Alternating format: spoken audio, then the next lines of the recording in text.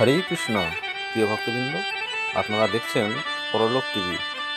কিন্তু প্রকৃতপক্ষে চেতনায় তাদের কোনো পরিবর্তন হয় না, সেটা ভগবত কেন্দ্রিকই থাকে। সেই জন্যে বলা হয়, যারা খুব ভালোভাবে ভগবত ভক্তির পথে এগোতে চায় তারা সবসময় উদ্গ্রীব থাকে, কিভাবে আমি আরও বেশি করে হরিকথা শ্রবণ করতে পারবো এবং সাধুসঙ্গ করতে পারবো। অনেক অনেক অজুহাত দিতে পারে না করার, আমার এই কাজ আছে, আমার ভালো লাগে না, আমার এটা পছন্দ নয়, আমার ওটা পছন্দ নয়। এগুলো সব হচ্ছে অজুহাত। যখন দুই হাতে কাজ হয় না, আর একটা হাত বেরোয়, সেটা কি? অজুহাত। অজুহাত মানে হচ্ছে reasons to not to come, বা কারণ একটা দেখানো যে আমি এই জন্যে আসছি না, কিন্তু সেটা নয়। ভক্তি সিদ্ধান্ত সরস্বতী ঠাকুর যখন শিল প্রভুপাদের সঙ্গে 1922 পরে 1933 খ্রিস্টাব্দে এলাহাবাদে দেখা করেন, তখন ওনার সঙ্গে পরিচয় করিয়ে দেন ওনার একজন গুরু ভাই, যে ইনি হচ্ছেন অভয়বাবু, কলকাতা থেকে এসেছেন, অভয়চরণ দে।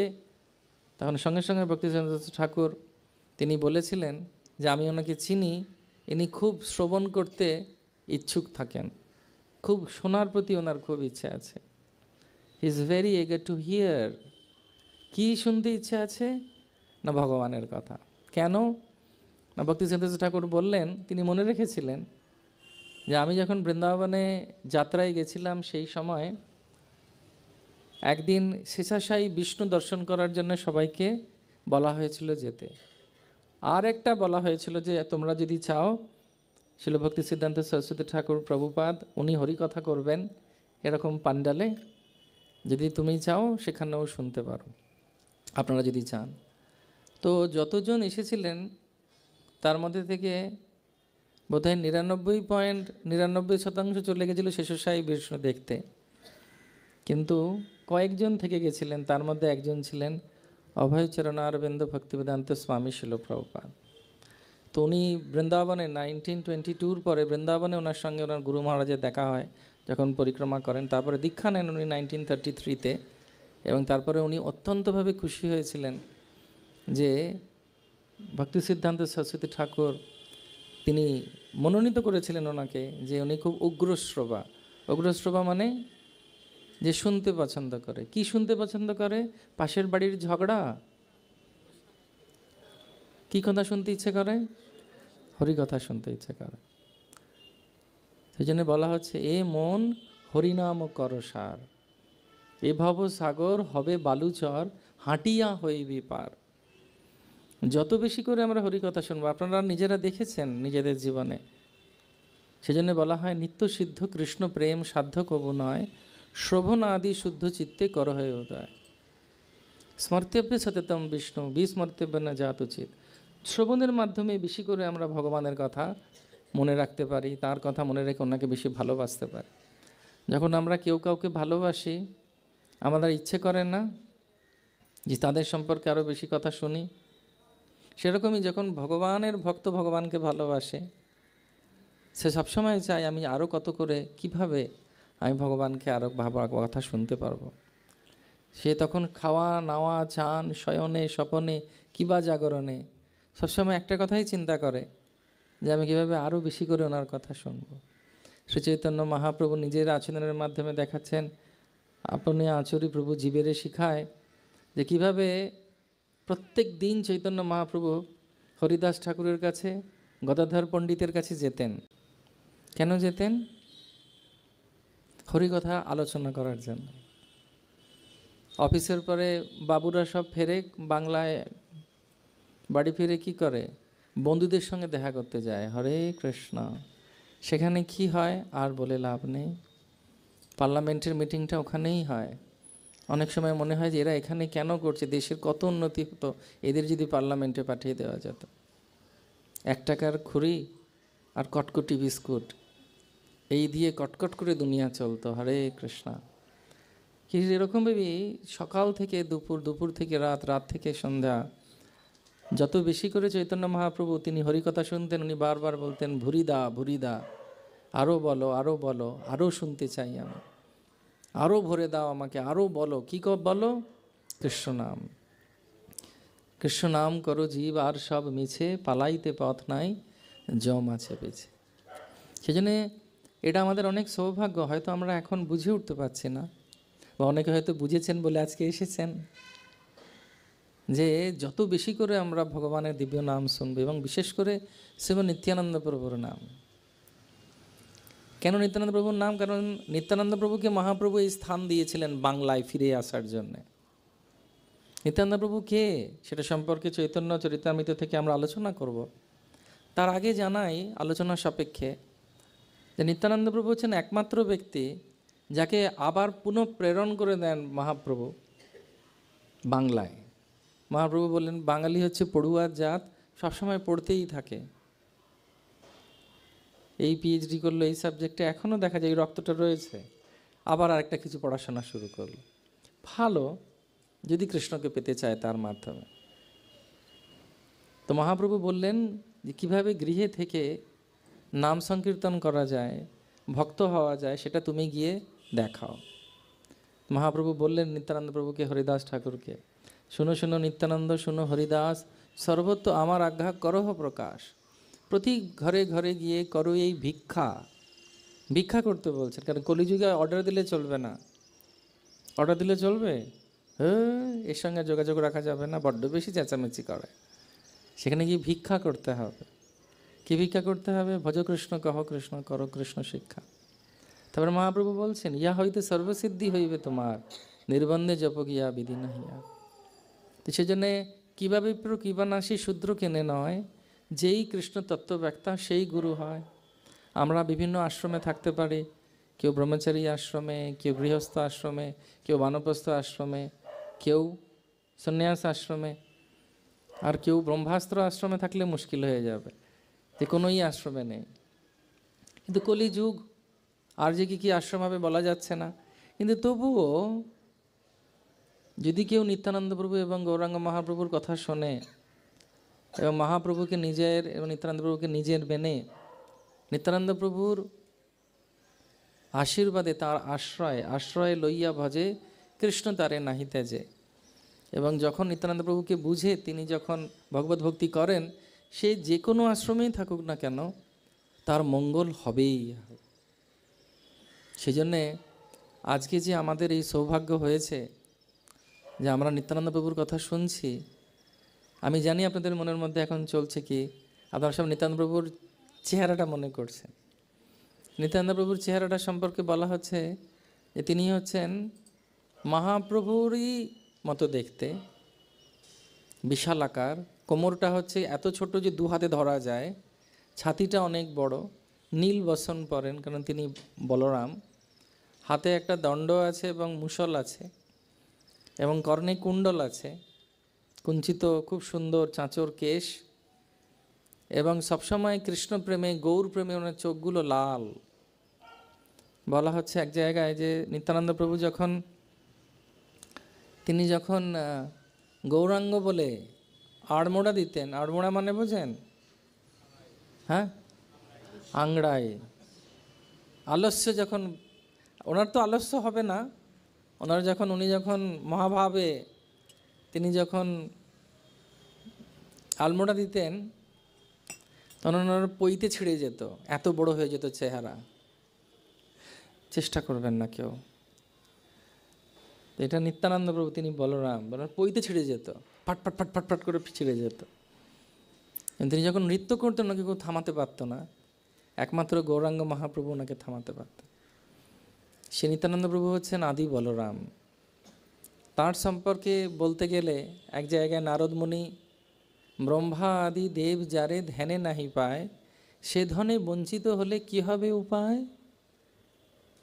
সো নারদ মুনি আর ব্রহ্মা আর শেষ যিনি স্বয়ং বলরাম, তিনি এক জায়গায় বলছেন নারদ মুনি আর ব্রহ্মা যে আমি হাজার হাজার বছর আধ্যাত্মিক বৎসরগুলো ভগবানের উপরে ধ্যান করেও ওনাকে জানার চেষ্টা করে এটা বুঝতে পারলাম যে ওনাকে বোঝা যাবে না। হরে কৃষ্ণ। কেন বোঝা যাবে না? নিজের চেষ্টায় বোঝা যাবে না। তার কারণ কি? তার কারণ হচ্ছে ভক্তিপথে আশ্রয় না নিলে কখনো পর্যন্ত ভগবান তিনি সবার সমক্ষে আসেন না। সেই জন্যে কুন্তী মহারানী বলছেন মায়া জবনিকা আচ্ছন্যম। যেরকম একটা নাটক দেখতে গেলে পর্দা দেওয়া থাকে, সেটা হচ্ছে মায়ার যবনিকা দিয়ে ভগবান ঢেকে রেখেছেন। ভগবান এটা ভগবদ্গীতায় বলছেন, দেবী হস্যা গুণময়ী মম মায়া দুরত্যয়া মাম এবজি প্রপদ্যন্তে মায়া মেতাম তরণ। মায়া এবম তরন্তে মানে মাম এবজি প্রপদ্যন্তে মানে কি, আমার শরণাপন্ন যে হয় তাকে আমি বোঝাতে পারি, বা তার কাছে আমি নিজেকে সম্পূর্ণরূপে প্রকাশ করতে পারি। সেজন্য তখন আর বুঝতে অসুবিধে হয় না যে ইনি কে। এই যে যখন কেউ প্রবক্তা আসেন, প্রবক্তার আগে তারকে বোঝানো হয় যে তিনি কে। কেন করা হয় এটা? কেন করা হয় কে বলতে পারবেন? যাতে তার শরণাপন্ন মানে কি, যিনি যে কতটা ভারী সেটা বোঝার জন্যে। অনেক সময় বৈষ্ণবরা কীরকম হয়, পাশে বসে থাকলেও আপনি বুঝতে পারবেন না যে উনি কে। তখন কি বলবো, অতি পরিচয়ত একটা অবজ্ঞা হতে পারে এবং তাতে নিজেরই ক্ষতি। সেই জন্যে আরেকটা হয় যে আমরা না বুঝতে পেরে অনেক সময় ওনাদেরকে ভুল বুঝে বা না বুঝতে পেরে অপরাধ হয়ে যায়। যেমন আমার মনে আছে একবার খুব অল্প বয়সে আমরা ক্লাস 9-10-এ পুরী গেছি। তো একজন ভক্তর সঙ্গে আলাপ হয়েছে, খুব ছিপছিপে রোগা, আর ছোটোবেলাতেও মানে ছোটোবেলাতে বেশ ভালো শক্তি ছিল। আমিই বলছি না যে আমি অনেক বয়স্ক হয়ে গেছি, তা নয়, কিন্তু খেলার ছলে আমরা সমুদ্রতে এত আবেগ এসে গেছে আমাদের যে ওই ভক্তকেও ধরে আমরা ঘুরিয়ে ঘুরিয়ে জলে ফেলে দিয়েছি। পরে দেখার সময় উনি একজন খুব বড় ভক্ত, মানে খুবই সম্মানীয় একজন ব্যক্তি ছিলেন, কিন্তু এত সরল ছিলেন যে আমাদের ইউথ ফোরামের ভক্তদের সঙ্গে মিলেমিশে উনি একাকার হয়ে গেলেন। তারপরে যখন ওনাকে বোঝা গেছে, ক্লাসে দেখেছেন, তখন সবাই প্রণাম করছে ওনাকে, আমাদের ক্ষমা করে দেবেন, ভুল হয়ে গেছে। আমি তখন তো ওনাকে ছুঁড়ে ফেলে দিয়েছি ওই সমুদ্রে। আমি বললাম জানি না আমার কি হবে। তারপর উনি খুব হাসছেন, বলছেন না না, আমি তো নিজেই নিজের পরিচয় দিইনি, এটাতে তোমাদের কোনো কিছু অসুবিধা নেই। সেরকমই নিত্যানন্দ প্রভুর ব্যবহার কীরকম, অবধূতের মতো। অবধূত মানে তার আরেক নাম হচ্ছে নিত্যানন্দ অবধূত। অবধূত কেন? তার কারণ হচ্ছে কখন যে কী করবে বা সে বোঝা মুশকিল। যেমন একটি ঘটনা আছে যে নিত্যানন্দ প্রভু তিনি যখন সচিমাচার বাড়িতে গেছেন, তার তখন 32 বছর বয়স। হঠাৎ করে এমন কীর্তন করেছেন জামা কাপড়ই খুলে গেছে, আবার মহাপ্রভুকে নয় কাপড় পরিয়ে দিচ্ছেন। তো এরকম একটা ঘটনা ঘটেছিল। আমরা জয়দেব গোস্বামীর যে চম্পাহাটি বলে নবদ্বীপে একটি আইল্যান্ড আছে, সেখানে চম্পকলতা দেবীর শ্রীপাঠ, সেখানে গৌরনিতাই আছেন। সেই গৌরনিতাইয়ের কাছে আমরা দর্শন করতে গেছি। যে দর্শন খুলেছে সিঙ্গার দর্শনের সময় নিত্যানন্দ প্রভু ধুতি খুলে পড়ে গেছে। তখন আমাদের একজন ভক্ত ও বলছেন, এই দেখো ইনি তো অবধূত, আবার দর্শন বন্ধ করে ওনার অবধূতি টুতি সব কিছু বাঁধা হচ্ছে। তো সেজন্যে নিত্যানন্দ প্রভুকে কখন যে কী করে বসেন ঠিক নেই। গঙ্গা তটে সবাই শিব পুজো করছে মেয়েরা, উনি গিয়ে ওদের সব খাবারগুলো খেয়ে নিয়ে, শিবের জন্য সমর্পিত, সেগুলো খেয়ে নিয়ে মাথার মধ্যে কলকে ফুল রেখে বলছেন আমিই শিব, আমাকে বিয়ে কর। তখন আবার মহাপ্রভু ওনাকে বুঝিয়ে টুনিয়ে আর ফেরত নিয়ে এসেছেন। তো এইভাবে নিত্যানন্দ প্রভুর আমরা চেষ্টা করব যতটা পারা যায় ওনার লীলা যাতে আমরা সম্পূর্ণরূপে শুনতে পারি, বা আমরা যাতে ওনার চরণে আশ্রয় গ্রহণ করতে পারি। তো সেই জন্যে আমরা চৈতন্য চরিতামৃতর আদি লীলার 5ম পরিচ্ছদ, যেখানে নিত্যানন্দ প্রভু সম্পর্কেই কৃষ্ণদাস কবিরাজ গোস্বামীর গৃহে ও কীর্তন হতো।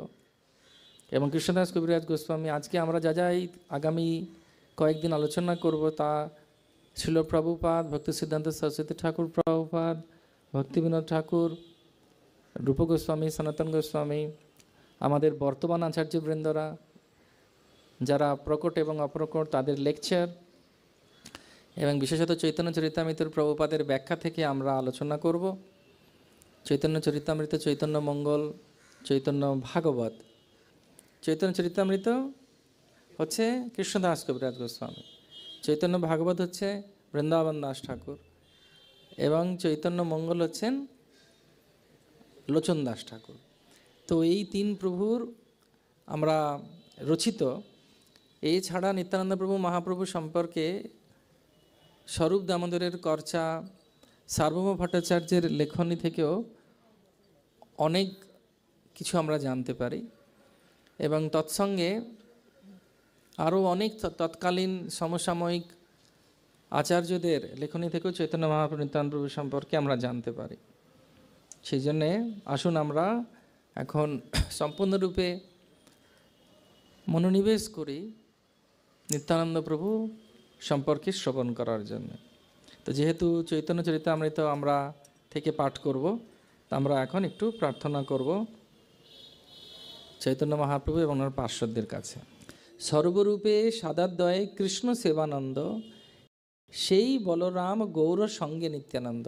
বলরাম যেভাবে সেবা করতেন কৃষ্ণের এবং কৃষ্ণকে আনন্দ দান করতেন সেবা করে, ঠিক সেরকমভাবেই মহাপ্রভুর সঙ্গে সেই মহাপ্রভুর সেবা করার জন্য আবার বলরাম এলেন। কিভাবে না, নিত্যানন্দ প্রভু রূপে তিনি মহাপ্রভুর সেবা করার জন্য এসেছেন। এখানে একটি তত্ত্ব যেটা আচার্যরা আমাদেরকে বলছেন, যে বলরামকে বুঝতে গেলে আমাদেরকে সবসময় বুঝতে হবে যে আমরা যতক্ষণ না পর্যন্ত নিজেরা সম্পূর্ণরূপে বলরাম তত্ত্বের কাছে সমর্পিত হব, অর্থাৎ গুরুদেব, শিক্ষাগুরু, দীক্ষাগুরু, বর্মপদ কারুর তত্ত্বাবধানে ভগবত ভক্তি করব, ততক্ষণ পর্যন্ত কিন্তু আমরা কৃষ্ণকে পেতে পারবো না। মহাপ্রভু বলছেন, মোর ভক্ত না পূজে মোরে পূজে মাত্র, দাম্ভিক সেই না হয় মোর কৃপার পাত্র। অর্থাৎ যতক্ষণ না পর্যন্ত নিত্যানন্দ প্রভুকে যদি আমরা বুঝতে পারি, আমাদের সেবার মনোবৃত্তি রাখা উচিত। যখন আমরা সেবা করব, কারণ নিত্যানন্দ প্রভু বা বলরাম তিনি এত বড় হওয়া সত্ত্বেও তিনি কিন্তু সবসময় কৃষ্ণ সেবা করতে চাইছেন। তিনি বলছেন না যে আমার সেবা করো, তার এইটা হচ্ছে ভাব। সপ্তম শ্লোকের অর্থ করি 4 শ্লোক, যাতে নিত্যানন্দ তানে জানে সর্বলোক। তিনি বলছেন, আমি এবার ব্যাখ্যা করছি আরও বিস্তারিতভাবে। প্রকৃতির পার পরব্রহ্ম ধাম, কৃষ্ণ বিগ্রহ আছে বিভূত বর্তমান।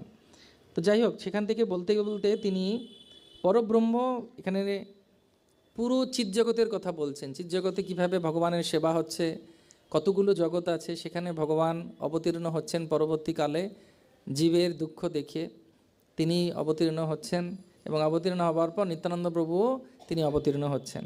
এবং ভগবান যুগে যুগে যতবার অবতীর্ণ হয়েছেন, ততবারই বলরামজি ওনার সঙ্গে অবতীর্ণ হয়েছেন। শ্রীকৃষ্ণ চৈতন্য প্রভু জীবে দয়া করি, সপার্ষদ স্বীয় ধাম সহ অবতরী। তো বলরামও যেরকম কৃষ্ণের সঙ্গে অবতীর্ণ হয়ে কৃষ্ণের লীলায় তার সেবাদানের মাধ্যমে তিনি আনন্দ প্রদান করেছেন কৃষ্ণকে, এবং নিজে আনন্দ প্রদান পেয়েছেন, নিজে আনন্দ পেয়েছেন। বলরামও ঠিক সেরকমভাবেই তিনি সম্পূর্ণরূপে মহাপ্রভুর সেবা করে জগতে তিনি তার দৃষ্টান্ত রেখেছেন। এবং সেই জন্যে এখানে বলা হচ্ছে, নারায়ণের নাভিনাল মধ্যে ধরণী, ধরণীর মধ্যে সপ্ত সমুদ্র যে গণী, তাহা ক্ষীরদধি মধ্যে শ্বেতদ্বীপ নাম, পালায়িত বিষ্ণু সেই নিজধাম। সকল জীবের দেহ হয় অন্তর্যামী, জগৎ পালক দেহ জগতেরও স্বামী। বুঝতে অসুবিধা হচ্ছে না? তো তিনি এই পরব্রহ্মের কথা বলা আছেন, ভগবান কোথায় আছেন, কোথায় থাকেন। যুগ মন্বন্তরে ধরি নানা অবতার, যুগ সংস্থাপন করে অধর্ম সংহার। দেবগণে না পায় যাহার দর্শন, ক্ষীরদশ কষাই তীরে যাই করেন স্তবন। তবে অবতারী করে জগত পালন, অনন্ত বৈভব তার নাহিক গণন। সেই বিষ্ণু হয় যার অংশের অংশ, সেই প্রভু নিত্যানন্দ সর্ব অবতাংশ। অর্থাৎ বলা হচ্ছে, ক্ষীরদকই বিষ্ণু যার থেকে আসছেন তিনি হচ্ছেন স্বয়ং বলরাম, এবং বলরামের অংশ থেকে বাকি সবাই অবতীর্ণ হচ্ছেন। সেই বিষ্ণু শেষ রূপে করেন ধরণী, তাহা কাহা আছে মহি শিরে হেন নাহি জানি। সহস্র বিস্তৃত যার ফনার মণ্ডল, সূর্য যিনি মণিগণ করে ঝলমল। ৫৫ কোটি যোজন পৃথিবীর বিস্তার, যার ফনে রহে সর্পজ আকার। সেই তো অনন্ত শেষ ভক্ত অবতার, ঈশ্বরের সেবা বিনা নাহি জানে আর। তখন কি হচ্ছে না, অনন্ত আরেকটা রূপে কি করেন, বিশাল বড় একটা সর্পের রূপ ধারণ করেন। তার অনেকগুলো ফণি, ফণি মানে ফনা, তার মধ্যে মণি আছে, সূর্যের মতো জ্বলছে। একটা সূর্যকে দেখতে গেলে কত কত কষ্ট হয়। তার প্রত্যেকটা মাথার উপর একটা করে মণি রয়েছে। সেইভাবে তিনি ভগবানের সেবা করার চেষ্টা করছেন। সহস্র বদনে করে কৃষ্ণ গুণগান, নিরবধি গুণগান অন্ত নাহি পান। সনকাদি ভাগবত শুনে যার মুখে, ভগবানের গুণ কহে ভাসে প্রেম সুখে। এবার তিনি সবসময় তিনি করছেন কি না, ভগবান অনন্তদেব অর্থাৎ বলরাম সবসময় ভগবানের গুণকীর্তন করছেন। কৃষ্ণ ভুলি জীব অনাদি বহির্মুখ, অতএব মায়াতারে দেয় সংসার দুঃখ। তো যেহেতু নিত্যানন্দ বলরাম, তিনি যেহেতু বলরাম, তিনি হচ্ছেন আদিগুরু, তিনি সবাইকে দেখাচ্ছেন যে কীভাবে দিনপাত করা উচিত, কালপাতিত করা উচিত। তিনি কি করছেন, সবসময় কৃষ্ণ নাম করছেন। আর কি করছেন, যেটা আগে আলোচনা করা হয়েছিল, ছত্র, মনে রাখবেন, ছত্র পাদুকা শয্যা উপাধান বসন, আরাম আবাস যজ্ঞসূত্র সিংহাসন, এত মূর্তি ভেদ করি কৃষ্ণ সেবা করে, কৃষ্ণের শেষতা পাইয়া শেষ নাম ধরে। এই যে অনন্তদেবের নাম শেষ হয়েছে কেন জানেন? ভগবান বলরামের নাম শেষ কেন দেয়া হয়েছে? তো শেষ নাম দেয়া হয়েছে এই কারণে, কৃষ্ণের অবশিষ্ট যা সব উনি পান। এখানে আবার মন দিয়ে শুনুন, ছাতা ছত্র, পাদুকা শয্যা উপাধান বসন, আরাম আবাস যজ্ঞসূত্র সিংহাসন। যজ্ঞসূত্র মানে হচ্ছে পৈতে। আপনি কৃষ্ণকে চিন্তা করুন, যা যা কৃষ্ণ পরেন, কৃষ্ণের ঘর, চেয়ার, টেবিল, সিংহাসন, যজ্ঞসূত্র সব হচ্ছে নিত্যানন্দ প্রভু। তিনি হচ্ছেন সব। ছত্র পাদুকা শয্যা উপাধান বসন, আরাম আবাস, আবাস মানে ঘর, অট্টালিকা, যজ্ঞসূত্র সিংহাসন, এত মূর্তি ভেদ করি কৃষ্ণ সেবা করে, কৃষ্ণের শেষতা পাইয়া শেষ নাম ধরে। কৃষ্ণ যেগুলো ব্যবহার করেছেন সেইগুলো উনি যেহেতু শেষে ব্যবহার করেন, ইউজড আইটেমস, সেই জন্য ওনার নাম কি? শেষ। অনন্ত হচ্ছে উনি অনন্ত, আর শেষ নামটা দেয়া হয়েছে কারণ শেষের কৃষ্ণের যা যা শেষ অবশিষ্ট সেগুলো গ্রহণ কর। এটা খুব বড় একটা জিনিস। গুরুদেব কি শেখাচ্ছেন আমাদের? সবসময় ভগবানের সেবা করার জন্য। সিঙ্গার তং মন্দির মার্জনার্থ, যাতে আমরা মন্দির মার্জন করি, সব কিছু করি। তো সেরকম নিত্যানন্দ প্রভু বা বলরাম তিনি সবসময় চান যে তার যাতে প্রভুর কোনো অসুবিধা না হয়। যেমন এই উল্টোডাঙ্গার যে বাড়িটা, এটাও কিন্তু কৃষ্ণের আবাস। এখানে লোকালি সবাই এই বাড়িটাকে কি নাম দিয়েছে জানেন? এই বাড়িটার নাম দিয়েছে গিরিধারীর বাড়ি, গিরিধারীর বাড়ি। তো এই বাড়িটার যত্ন নেওয়ার দায়িত্ব কার? এটা কিন্তু বলরামজি। আমি অনেক সময় বলি দেওয়ালে হাত দেবেন না। এমনিতে বলা হয় মন্দিরে পা ছড়িয়ে বসতে নেই বা মন্দিরে হেলান দিতে নেই, এরকম শাস্ত্রেও আছে। তার কারণ এর নিচে স্বয়ং বলরাম রয়েছেন, যিনি মন্দিরকে ধরে রেখেছেন। এবং পুরীতে বলে উৎসবের দিন মন্দির বাড়ে, মন্দির কমে। হরে কৃষ্ণ। কেন না তিনি হচ্ছেন একজন জাগ্রত ব্যক্তিত্ব, তার কোনো অসুবিধে হয় না। তিনি একজন সজীব ব্যক্তিত্ব। সেজন্য এই যে গিরিধারীর বাড়ি, উল্টোডাঙ্গা জাংশন রোড, এটা শুধু হেরিটেজ বিল্ডিং বলে যত্ন নিতে হবে তা নয়, কারণ ইনি হচ্ছে নিত্যানন্দ প্রভু। কৃষ্ণের আবাসটাও হচ্ছে নিত্যানন্দ প্রভু। যেই ঢুকছেন মন্দিরে ঢুকছেন মানে হচ্ছে নিত্যানন্দ প্রভুর মধ্যে আপনি প্রবেশ করছেন। বলা হয় মন্দির কক্ষের মধ্যে, মন্দির গর্ভগৃহে যে প্রবেশ করে মন্দিরের মধ্যে ঠাকুর দালানে, সে ব্রহ্মার সৃষ্টিতে আর কোনো মাতৃগর্ভে প্রবেশ করবে না। হরে কৃষ্ণ। তো যারা যারা আমরা পুরী মন্দির গেছি, বিভিন্ন বিষ্ণু মন্দিরে গেছি, নিত্যানন্দ প্রভুর এত কী বলেন, তিনি হচ্ছেন স্বয়ং নিত্যানন্দ, তার চরণে আশ্রয় নিয়েছি। কারা কারা পুরী গেছেন, কারা কারা রঙ্গনাথ গেছেন, কারা কারা আমাদের রাধাগোবিন্দ মন্দিরে এসেছেন, গান্ধর্বা গিরিধারীর কাছে এসেছেন, আমাদের আর ব্রহ্মা জন্ম দিতে পারবে না। কি নিশ্চিন্ত, কি হালকা লাগছে, কত ভালো লাগছে। তেমন অন্য কোনো কোথাও চলে গেলে হবে না, আবার ওনার কাছেই থাকতে হবে। তো সেই জন্য বলা হয় যে এই সব কিছু রূপে নিত্যানন্দ প্রভু সেবা করছে। এত বিস্তৃত নিত্যানন্দ প্রভু সম্পর্কে বোঝাটা কত আশীর্বাদ, যেটা কৃষ্ণদাস কবিরাজ গোস্বামী আমাদেরকে দিচ্ছেন, বলছেন। এবং তারপরে তিনি বলছেন, কৃষ্ণের শেষতা পাইয়া শেষ নাম ধরে, এক মূর্তি ভেদি করি কৃষ্ণ সেবা করে। সেই তো অনন্ত যার কহি এক কলা, হেন প্রভু নিত্যানন্দ কে জানে তার খেলা।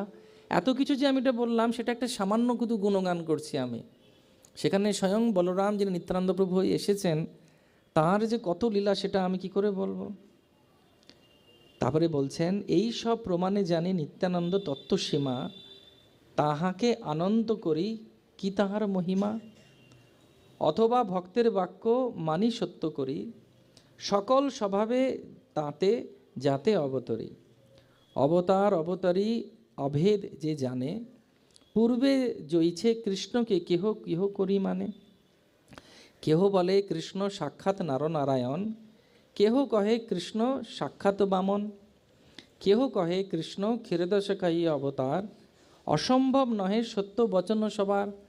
এবার একজন ব্যক্তিকে ইয়ে যথা মাম প্রপদ্যন্তে তম সদৈব ভজামহে, একই কৃষ্ণকে এক একজন ব্যক্তি এক এক রকমভাবে দেখছে। সেটা সম্ভব। যখন কৃষ্ণ তিনি যখন কংসের আহ্বানে মল্লযুদ্ধের কাছে গেছেন, যোদ্ধাদের কাছে, এবং কুবেলয় পীড় নামে হাতিটিকে মেরে দুজনে গজদন্ত ধরে, একজনের কাঁধে বলরামের কাঁধে বাঁ হাতে আর কৃষ্ণ নিয়েছেন ডান হাতে, কুবেলয় পীড়কে উদ্ধার করে তিনি যখন সেটা নিয়ে এগিয়ে যাচ্ছেন, তখন কৃষ্ণ যখন প্রবেশ করছেন, তখন একটা হইচই পড়ে গেছে। আর এরকম ভাববেন না যে আমাদের যে কি কি স্টেডিয়াম, এটা ধর্মতলায় আছে স্টেডিয়ামটা, হ্যাঁ, ইডেন গার্ডেনের থেকেও কিন্তু বড় ছিল কংসের কি বলে স্টেডিয়াম। স্টেডিয়ামের বাংলা কি আমি জানি না, জানতে হবে। হ্যাঁ, ক্রীড়াঙ্গন বিশাল, সেখানে হইচই পড়ে গেছে, সবাই চিৎকার করছে হরি বল, আরো জোরে করেছিল হরি বল, হরি বল, হরি বল। আর যে কৃষ্ণকে দেখেছে সে এক একজন এক এক ভাবে কৃষ্ণকে দর্শন করছে। যারা কৃষ্ণকে ভালোবাসে, বাবা মারা, তারা দেখছে আমার পুত্র এসেছে। যুবতী স্ত্রীরা, অবিবাহিত স্ত্রীরা দেখছে যেন কাম পুরুষ এসেছে। এরা দুজন এত সুন্দর দেখতে, দুজনকে ভাবা যায় না তাদেরকে দেখে, এত সুন্দর দেখতে। যারা যোগী তারা বলছেন পরব্রহ্মণ এসেছে আমার কাছে। সেখানে যারা সেবক তারা বলছে আমার প্রভু এসেছেন। বন্ধুরা বলছে আমার সখা এসেছে, একই কৃষ্ণ। আর যখন সেখানে চানুর মুষ্টিকে দেখছে, তারা দেখছে বজ্র এসেছে। এবং যখন কংস দেখছে যেন কাল সর্পরূপে মৃত্যু তাদের দিকে তাকিয়ে আছে। একই লোক কিন্তু বিভিন্নভাবে সেকে দেখছে। যেরকম একটা বেড়ালের মুখে তার বেড়াল ছানা, আর বেড়ালের মুখে ইঁদুর। আমরা যেরকমভাবে ভগবানকে ভালোবাসবো, ভগবান সেভাবে আমাদের কাছে প্রকট হবেন। সেটা ভগবানের শক্তি আছে। সেজন্য ভগবান চৈতন্য মহাপ্রভু বলছেন যে ভক্তগণে সুখ দিতে প্রভুর অবতার, যথাযোগ্য তাহা করে না ব্যবহার। ভক্তদেরকে সুখ দেবার জন্যে চৈতন্য মহাপ্রভু অবতীর্ণ হয়েছেন। এবং তার যেরকম ভক্তের প্রতি যার প্রেম এবং ভক্ত যেভাবে তাকে ভালোবাসে, সেভাবে তিনি প্রেমের আদান প্রদান করেন। সবাই একবার বলুন জয় নিত্যানন্দ প্রভু কি। এইভাবে তিনি বলছেন যে অতএব শ্রী কৃষ্ণ চৈতন্য গোসাই সব অবতার লীলা করি সবাই রে দেখায়। এই রূপে নিত্যানন্দ অনন্ত প্রকাশ, সেইভাবে কহে মই চৈতন্যের দাস। কভু গুরু কভু সখা কভু ভৃত্য লীলা, পূর্বে যেন তিন ভাবে ব্রজে কইল খেলা। বৃষ হইয়া কৃষ্ণাসনে মাথামাথি রণ, কভু কৃষ্ণে করে তার পাদ সম্মাহন। আপনাকে ভৃত্য করি কৃষ্ণে প্রভু জানে, কৃষ্ণের কলায় কলা আপনারে মানে। তো বলরাম যেভাবে বিভিন্নভাবে খেলা হচ্ছে, যখন তিনি বৃষ হয়েছেন, কী হয়েছেন? বৃষ মানে হয়েছেন ষাঁড় হয়েছেন, দিয়ে কৃষ্ণের সঙ্গে মাথা নিয়ে ঝগড়া করছে। আবার কৃষ্ণ ওনার পা এসে টিপে দিচ্ছে, দাদা একটু পাটা টিপে দিই। তো কৃষ্ণকে আনন্দ দেবার, কৃষ্ণ চাইছেন আমার পা সম্মাহন করে খুশি হবে, ঠিক আছে তাই হোক। তারপরে আবার কৃষ্ণকেও উনি পদ সম্মাহন করছেন। এইভাবে বলরাম যেভাবে কৃষ্ণলীলায় সুন্দরভাবে তিনি লীলা বিলাস করেছিলেন, ঠিক সেইভাবেই নিত্যানন্দ প্রভু গৌরাঙ্গ মহাপ্রভুকে সহযোগিতা করার জন্যে তিনি অবতীর্ণ হয়েছেন। একলা ঈশ্বর কৃষ্ণ আর সব ভৃত্য, যারে জইছে নাচায় সে তৈছে করেন নৃত্য। এই মতো চৈতন্য গোসাই একলা ঈশ্বর, আর সব পারিষদ কেহ না কেহ বা কিঙ্কর। তো এইভাবে বলা যায় যে যেভাবে কৃষ্ণ হচ্ছেন ভগবান, ঠিক সেরকমভাবে গৌরাঙ্গ মহাপ্রভু হচ্ছেন ভগবান। কেউ কেউ তার কিঙ্কর, কিঙ্কর মানে হচ্ছে গড়িয়াহাটের কোনো দোকান নয়, কিঙ্কর কিঙ্করি, ঠিক আছে? কিঙ্কর মানে দাস আর দাসী। তুমি তোমার কিঙ্কর বলে আমাকে জানো, আচার্যরা বলছেন। তো কেউ পার্ষদ, কেউ কিঙ্কর। গুরুবর্গ নিত্যানন্দ অদ্বৈত আচার্য, শ্রীবাস আদি আর যত লঘু সম আর্য। তো গুরুবর্গ কারা? নিত্যানন্দ প্রভু আর অদ্বৈত আচার্য। কেন গুরুবর্গ? তার কারণ হচ্ছে নিত্যানন্দ প্রভু আর অদ্বৈত আচার্য দীক্ষা নিয়েছিলেন কার কাছ থেকে? মাধবেন্দ্রপুরীর প্রভুর কাছ থেকে। এবং সেই জন্যে মহাপ্রভুরও গুরুবর্গের মধ্যে এনারা দুজন পড়ে। এবং প্রকৃতপক্ষে নিত্যানন্দ প্রভু কে? তিনি হচ্ছেন আদি গুরু, তিনি হচ্ছেন শ্রী বলরামজি, যার থেকে আমাদের সবার গুরুতত্ত্ব বেরিয়েছে। যতজন গুরু আছে তারা সবাই হচ্ছে নিত্যানন্দ প্রভুর প্রকাশ। নিত্যানন্দ প্রভুকে তারা প্রতিনিধিত্ব করেন। সবে পার্ষদ সবে লীলার সহায়, সবে লইয়া নিজ কার্য সাধে গৌর রায়। অদ্বৈত আচার্য নিত্যানন্দ দুই অঙ্গ, দুইজন লইয়া প্রভুর যত কিছু রঙ্গ। তো অদ্বৈত আচার্য আর নিত্যানন্দ প্রভুর মধ্যে যে প্রেম ঠরাঠরি, মানে প্রেমের ঝগড়া, সেটা নিত্যানন্দ প্রভু আর মহাপ্রভু অদ্বৈত আচার্যের মধ্যে যেগুলো করেন, সেটা দেখে মহাপ্রভু আনন্দ লাভ করেন।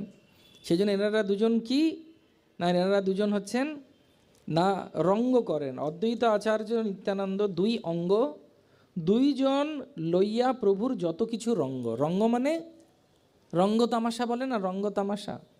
রঙ্গ তামাশা মানে হচ্ছে আনন্দ উৎসব। শান্তিপুরে যখন মহাপ্রভু নিত্যানন্দ প্রভুকে নিয়ে যান মহাপ্রভু নিত্যানন্দ প্রভু, তখন দুজনের মধ্যে প্রেম কলহ হয়। এখানে খুব সুন্দর সুন্দর লীলা আছে, আপনারা মন দিয়ে শ্রবণ করুন। তারপরে বলছেন কৃষ্ণদাস কবিরাজ গোস্বামী, অদ্বৈত আচার্য তত্ত্ব না যায় কথন, কৃষ্ণ অবতরিয়া যেহ করিল তারিল ভ্রুবন। তো অদ্বৈত আচার্যের কথা কি বলবো, তিনি তাঁর ডাকেই তো মহাপ্রভু এসেছেন, কৃষ্ণ এসেছেন।